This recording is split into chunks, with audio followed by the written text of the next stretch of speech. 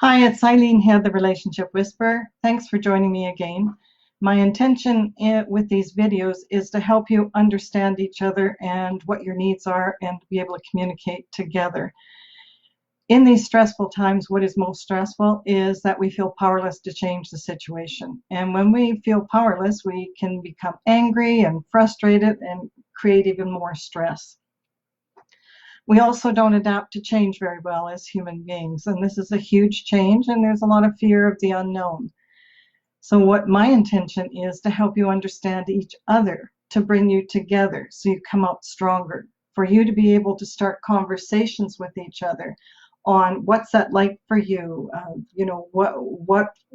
how are you feeling in this situation. Sorry, I should have shut off some things here.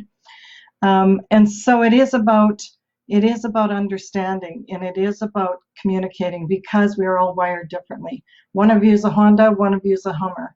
You can do a lot of the same things, but your motors are different, and you need to understand how that runs. In the previous post that I've made, I started off with a post called "Will COVID Break or Be a Gift to Your Relationship?" And the gift would be the time together. And it's a time to spend together to hone your skills in communication and connection, appreciation, and acknowledgement. So today I'm talking about the 5 contemplator. They are the most logical and the most introverted of the 9 personalities of the Enneagram. And even when their life is normal, they need time alone to recharge, because being around other people drains their energy. And so now, with being around 24/7, they may feel even more drained. And a partner needs to understand that. They live from logic and from their minds, so they live on data and facts. And listening over and over again to the facts on TV may cause them more stress. They are wired to look for solutions, to look at the data and the facts. A lot of them are scientists or teachers, and they deal in the scientific world. So this can cause a lot of stress for them. For other personalities, you need to understand that.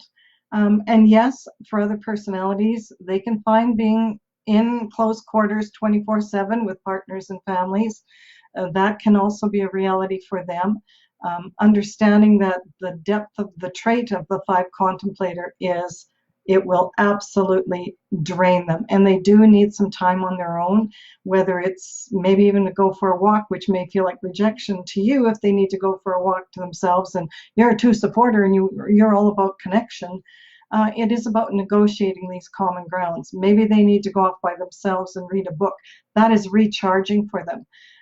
For the 5 contemplator, you need to make an agreement and negotiate and say, look, if you will just give me 15 minutes on my own, I can come back and I can be present. I can be more engaged, and then we can look at what your needs are.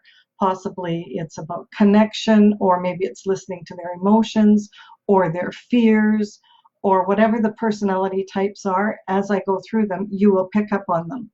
So you can reassure your contemplator partner by saying, hey, hon, the data and the facts are constantly changing, and maybe you need to evaluate each of those. My suggestion is, you know what, let's just go for a walk. Let's go do something fun. Let's do positive. And when the 5 contemplators can shift, they really can be more outgoing and more fun. So for the contemplator, here's a couple of things. And again, with every situation, with every personality, it is about breath work. When you're feeling drained, when you start to feel your energy going down, just do some deep breathing. Just a couple deep breaths in through your nose and out through your mouth, and push your energy down through your feet. Do that a couple of times, and it will re-energize you. It will sort of bring you back into balance and back into alignment. If you let yourself, for all of our personalities, if we let ourselves spiral into our patterns that are non-enhancing, we'll just keep going back to those same patterns over and over again that don't work for us. Recognize that when you are withdrawing, make sure you communicate with your partner. Look, I'm just going to take a little time for me, but I will be back, because they may see that as in rejection. If you don't do that, you're going to have people knocking on your emotional door. Come on out, come on out, come on out, and that'll create more strife between you. Remember, both needs matter. Both your personality needs need to be met, and they need to be negotiated. And understanding and being compassionate and talking about them is the first step. Tell me what that's like for you. Tell me what that's like when you start to feel your energy drained. Tell me what it's like. Why do you need to go away by yourself? And make sure that's not with judgment or like, why do you need to go away by yourself? That's not going to get anybody anywhere, right? So thanks for joining me. I've got lots of resources on my website, eileenhead.com. I've got the free personality test where you can start there. I've got a free relationship call. And I have an amazing online program called Get Love the Way You Need, which is a very in-depth program to teach you how to get love the way you need. I will be on here at noon tomorrow again on Eileen Head, the Relationship Whisperer page. And if you're listening to this on a different feed, I'm open to questions. And tomorrow we'll be talking about the 6th questioner and why it is that they live from the basis of fear, worry, and anxiety, and how to help them adjust through this very stressful time.